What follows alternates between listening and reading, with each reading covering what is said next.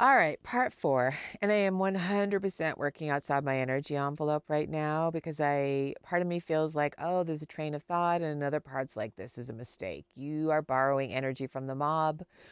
You were going to crash yourself out. And yet another part of me is like, perhaps sharing this in conjunction with the Millions Missing will help spread the word. And maybe that will stimulate the GoFundMe. And maybe I'll get to stay alive long enough for help to come. But I gotta say, I really hate having to put my heart on my sleeve like this. I hate having to beg for my life. And I shouldn't have to beg for my life. I shouldn't have to ask for strangers for money on the internet. And when Liza first, Liza is a force of nature. Do I ever love her to pieces?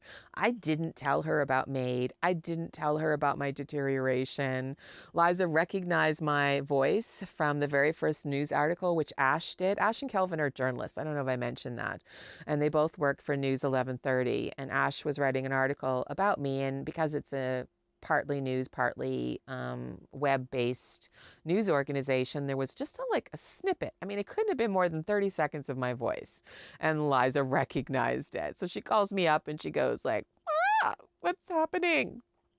And so she's the one who kind of pushed for the GoFundMe. And I said, this is like in the heart of COVID. I said, nobody has any money. I can't ask for strangers for money. And she said, don't be so proud. So I got a little chastised. She's not probably wrong. But I also said, I just don't think it serves any purpose. And she said, now think about it. Think about it. If 10,000 people donated $5, that's $50,000. And no, that doesn't even cover a year, but it gives us time. And so I agreed. And that's why the amount that is there, that's on there. But I mean, the money that's listed as I've received, all of that's used. I mean, I was going to run out of money in January. And because the GoFundMe went up in December and got a couple of $1,000s, I lasted till March. And then it got tweaked again and I lasted till June. And now between a little tweak in the GoFundMe from another recent article and from another credit card raising my limit, I will last until September. But my expenses are exponentially higher. And within all of that, I am still doing my community work. And I guess I feel like maybe it's useful to talk about my community work because there is this general idea that when you give money to PWD on assistance, it goes in a hole in the ground. But also, I think this disenfranchisement of post-viral patients, in particular ME patients, where we're thought to be crazy or something, which is stupid. It's like if you told a diabetic they were crazy because they didn't produce insulin properly. Like, what? Really? That sounds nuts, right? But this is what comes at us. And also this just be more positive. If I was more positive and my arm was hacked off, would it regrow my arm? Because I'm thinking no.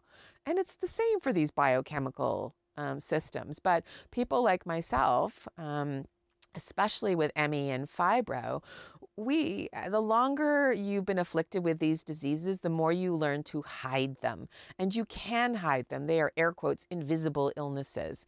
But I've started hiding them because people would say things to me like, oh, be less stressed. And by people, I don't just mean friends. I mean doctors.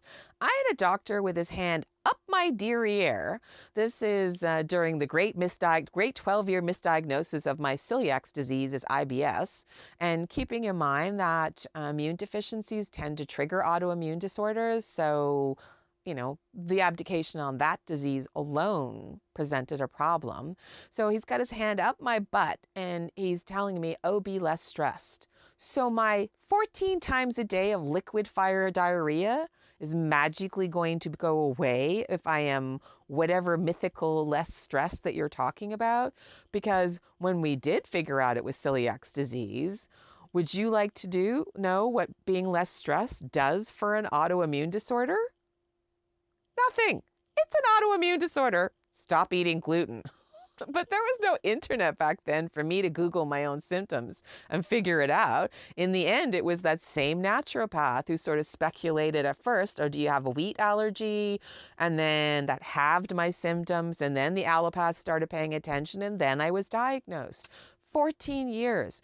And the worst thing, I mean, one of the big bads you could do for a mitochondrial disorder is take away the body's ability to provide itself with nutrition. Celiac disease causes, when you eat gluten, it causes a reaction that the little cilia in your gut that absorbs nutrition flatten out. Children with this disease who are misdiagnosed or not diagnosed will die.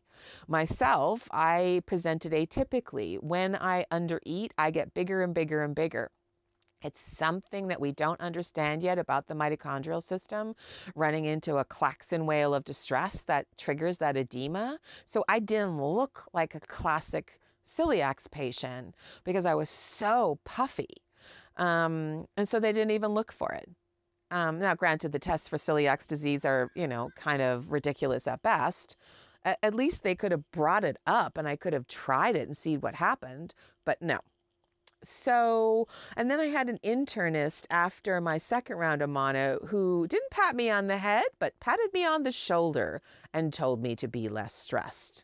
So this disenfranchisement of you as a person with half a clue who knows their arse from a hole in the ground is very much a part and parcel of ME, of post-viral syndrome.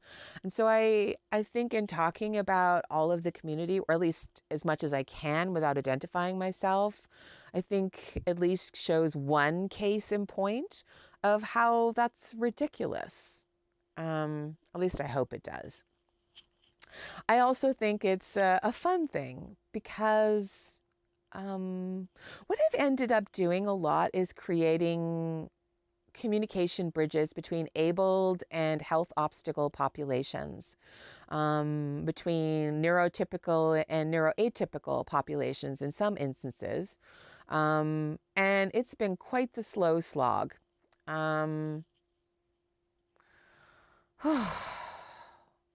I'm trying to think where to start and what I can say without, I know in the general podcast we have talked about that I do some plant-oriented things. So let's talk about the very recent thing I've been doing. So here I am falling off a cliff like a Wile E. Coyote, hanging on to like a little teeny tiny tree growing from the side of the cliff so they don't fall down into the chasm below. And at the same time, I've been working with this lovely neighbor, and I don't think we've used her interview yet. So maybe Ash will use that in future somewhere. But this lovely young woman in her early 20s.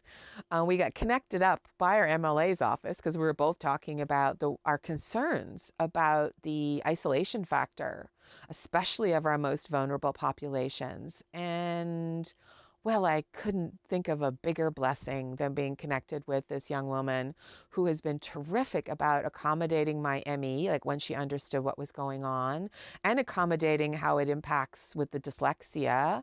Very clever, very innovative. I consider her a friend now. And so we've done various projects, holiday projects. We did a mask making project. And mostly I did my part from bed and created communication bridges and put suggestion forward based on my 20 years of volunteering community building experience.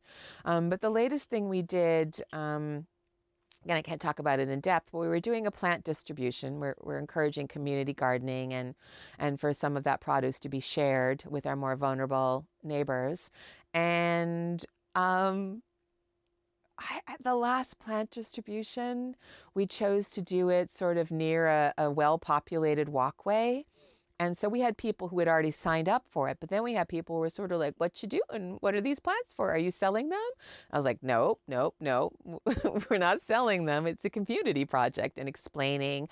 And then when I start explaining about how we're going to be sharing it with our more vulnerable, low-income seniors and persons with health obstacles, to see their faces light up with excitement because they were intrigued by the food security angle and getting a chance to be supported in learning how to grow.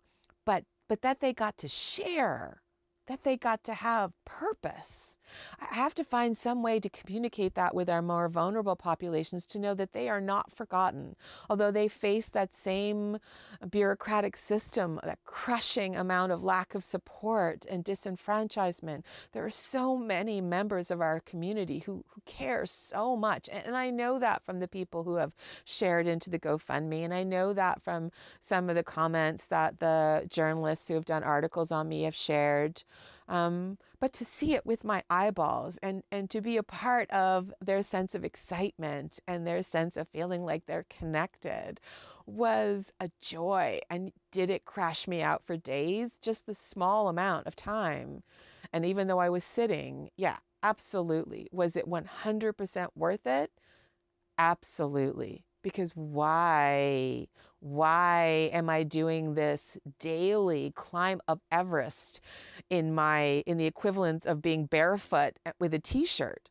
I mean, on every single part of my life. And that I've made it anywhere up the mountain is a small miracle. But my circumstances, they guarantee my demise. As things sit right now, as the coverage and as the support sit, my deterioration and death were always a foregone conclusion, and that I just don't choose to waste away in isolation in a care home, because I, as a person, cannot do without the kind of purpose and connection that I got to experience throughout all of my volunteering, but especially in these latest connections. I don't think that's weird. And in some of this plant, again, I can't talk about it in detail, but I mean, I've created opportunities, or I don't know if I deliberately set out to do it. It's just, I guess, maybe how I view the world. I mean, when I first started doing it, I quickly realized that I was working well outside of my energy envelope, and that energy envelope was bigger at that time. So this was not good at all. I was going to make myself super sick. So I put out a request for some helpers, and a local school for autistic persons, her helper, they have like helpers. So her helper saw the notice and said, would that be okay? And I said, sure. I hadn't ever worked with an autistic person before in a volunteer capacity. But I mean, I'm neuroatypical. It's all about just figuring out how to explain something to somebody who experiences the world a little differently. And if my grade 2 teacher hadn't chosen to do that all those years ago, then I would have never learned how to read. So why wouldn't I do that? And it was such a fascinating process of, I mean, some of the very first conversations I had with her were very much about purpose. And I don't think anybody had ever spoken to her about purpose. She was very soft-spoken. And I don't know if it's well understood with our listeners. Autism and dyslexia and many different kinds of neuroatypicality. It's not one set thing. I watched a documentary on dyslexia, and they said it's like a mixing board. With each dyslexic, that mix of different hallmarks is different. And the same is true for autism. And so I knew that going into it, that was likely to be the case. But while she was verbal, she was so soft-spoken that I had difficulty understanding her. And I quickly came to realize that when I asked her yes and no questions, she always said yes, whether or not she actually understood. And I think that was very much a part of wanting to seem to get along to go along. But I wanted her to understand. I wanted her to feel empowered, because I know how important that is to me. So first she understood the purpose of who we were sharing what we were growing with, and that how important that was. And then I started working with her helper and with her. And I was very clear, tell me. But I had to learn things, like I had to learn to stop asking yes and no questions, because she had somehow developed this fear of saying, I don't know. And then as we accrued more volunteers over the coming years, I asked every single one of them to ask me questions, especially in her earshot, so she could learn everybody didn't know some things, and it was good to ask questions. And so over the course of I don't remember how many years, 5 or 6 years, we worked with her and her helper and her school. She went from being almost inaudible and very shy about asking or interacting in any way, to actively showing me bugs when she found them. And I remember I was harvesting in a different section and she was working with other volunteers, and I could hear her voice across the courtyard. And I thought, if this is the only accomplishment, sorry, I'm getting emotional. If this is the only accomplishment that I do in the course of my life, then I am proud of my life's work.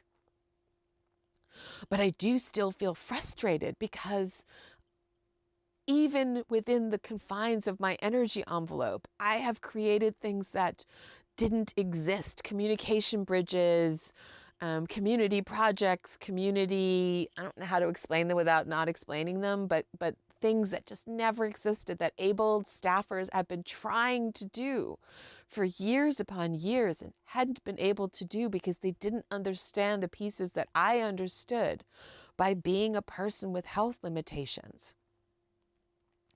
But also by the nature of my dyslexia, being an unusual communicator, because that is the hallmark for many dyslexics, is that we are unusually verbally good at verbal communication. And I think the thing that makes me the most heartbroken is that if I do pass, if help doesn't come through in time, that the work that I've done dies with me, because I created it in no small part on sheer bloody-minded force of personality. And I created the accommodations, especially with the gardening. Well, I know for both of them, I've created the accommodations based on being willing to ask what accommodations are needed, not making assumptions, and being a person that wasn't scary, that wasn't going to make assumptions. I ended up, in ways I don't really truly understand, attracting people of various abilities into the program, where there'd been a huge hesitancy when abled staffer even attempted some of these pieces. And it's not because I think I'm all that in a bag of chips. It's just the right neuroatypical brain in the right position with the right health challenge, I guess. But because this is based a lot on what has been a hallmark of my dyslexia, which is a kind of extreme emotional intelligence, I haven't been able to communicate. There's two big organizations, and one I've actually created an audio file so that new staffer can listen to it. And I hope, while it can't maybe be quite as good as the liaising that I'm able to do from sort of inside the belly of the beast, I hope things won't fall apart to the level of acrimony and conflict that they previously existed on. But with the other one, there's not an understanding of why I even created the program, that the community the program sits within had 20 years ago been in such a state of conflict, and that I used, like, the medium was the message, if you will. I used it to create community and a sense of safety and a communication bridge, both within that community and within the staff in that community, and within now working to expand out into the larger population. But I haven't been able to create an institutional understanding of what I've done. There's a lot of patting me on the head, like, oh, little volunteer. It's like, dude, what are you talking about? You don't understand the hellscape that existed before I chose to take on small conversations here and there. And Ash talked about it in the I Am Madeline podcast about, like, it's little things that made the big difference. It's small conversations. It's becoming a person who's trustworthy to abled and health obstacle populations, to walk your talk, to remain Switzerland in the face of sometimes people like being quite cruel to me. I've had to stand there and have people like yell for like half an hour until they calmed down enough so I could follow what they were saying. But that anger wasn't just at the organization in question, that anger is about the larger disenfranchisement. It's about the larger poverty and the impossibility of managing on this money and these health supports. These are our guarantee. And I felt over and over again, why does my country want me dead? But then I do these volunteer projects and I see these individuals and I see the people who share with the GoFundMe or the people who have shared the articles or the podcast or have shared comments. And I know that this is not my country, but that what's happening to me is not understood, that my disease is not understood, and that being on assistance when you have a disability and the scarcity is not understood. And I feel like I'm crying in the desert, trying to be heard. And I don't know if it will have an impact. And I don't want to die. I don't want to die. But I can't live a life. It's not a life to be trapped in my body in horrific pain in some poverty care home where they get to treat you any way they want to. And these places are horrific. And I won't do that. I won't be disconnected from a community. I won't be disconnected from my friends. I won't be disconnected from purpose. And as it is, telling my friends how sick I am, telling them about MAID, I'm so scared they're not going to want to be my friends anymore, because when I got the second round of mono, when I became disabled, I lost every single solitary one of my friends. They all vanished. And I didn't know. They only liked me because I was actor, dancer, singer, girl. And after that, I started actively looking for people who would like me for me and who my health limitations wouldn't be an insurmountable obstacle. But even within that, I had many of them think I was lying to them. I mean, I had one of them who just actively said it to me until I, dysautonomia and the heat from a shower and then bending over, like the POTS situation, which many of the ME, anyway, the long and the short is I was standing upright and then I wasn't standing upright and I clunked my cheek off the side of the tub. And so he saw this big bruise and he's like, what happened? And I said, I passed out in the shower. And he said, why? What happened? And he said, I have a disability. And that was the first time he believed me. So I don't know how many of my friends, and it's not even just not believing, is that I have developed such a mask on the pain and the exhaustion. And there is such a lack of understanding that a healthy person's concept of tired or exhaustion is a drop in the bucket of what a mitochondrial failure exhaustion is. That these are not the same animals at all, that a healthy person doesn't begin to understand fatigue, which is why chronic fatigue syndrome is the worst name you can give this. But I recently had a conversation with a friend, about I want to be vaccinated, but between the immune deficiency and the mitochondrial failure, we can't vaccinate me yet. And I was talking about how I was already so tired. And she said, well, it only made me tired for a few days. And I had to stop her. And I say, the tired I'm talking about is heart failure, that my mitochondria fail so much that the heart stops. Because that's how my grandmother died. My grandmother died at 50 with all of my symptoms. She was diagnosed as, air quotes, a heart disease that they never named. And as many ME patients will tell you, their heart gets thrown all over the place. But she worked outside her energy envelope big time the night before she died. And I feel completely confident that that's why she died. There's no way to empirically assess that. But if it walks like a duck and it talks like a duck, I think it's a damn duck, excuse my language, but seriously, come on, land of logic. But yeah, I know many of my friends, when I had to tell them about MAID online, my nerd fighter friends, and bless their hearts, they've been trying to permeate that community, which is very, very philanthropic oriented. But, it's just another GoFundMe and a cacophony of need in the world. And they've had no traction. And I know they're taking that and turning that in on themselves. And I've been trying to say, you did what you can do. I mean, we'll post a link. One of my nerd sisters created a subreddit in an attempt to permeate the nerd fighter community there, and then with another fan community they've tried. But one of the reasons that I was hesitant to tell my friends is I didn't want them to feel bad at a situation they couldn't do anything about. But then when does it become that I'm not telling them about a huge part of my life, and they're not understanding why I'm even less present than I was, just because I'm too tired to navigate things. I mean, most of them have never really understood how much energy I had to save up to go to their birthday party, that I had to do nothing for days beforehand and nothing for days afterwards, just so I could be present. But if you're not present in your friends' lives, then you don't get to keep friends. It's gardening, friendship gardening. And I early on had to garden out, to weed out friendships that were not mutual, that didn't grow corn, that weren't, they're, speaking of putting energy in a hole in the ground, there are some relationships that are that, and I don't have the extra energy to spare. And I look at some of my friends sometimes and how they spend their energy and think, oh my God, it's like watching a millionaire like toss money off a boat. But it's their energy. They get to spend it anywhere they want. But I do feel little pangs of like I wish I had that.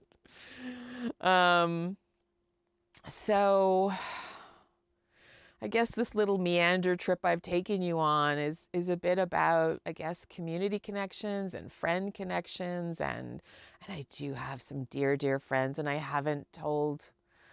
still haven't told many of them. I started out by telling, one or two from each of my circles. So somebody knew that if I suddenly died, and I will talk about why I thought that I might die even before I had to stop taking supplements when I go a little bit more deep diving into the health issues in one of the next sections.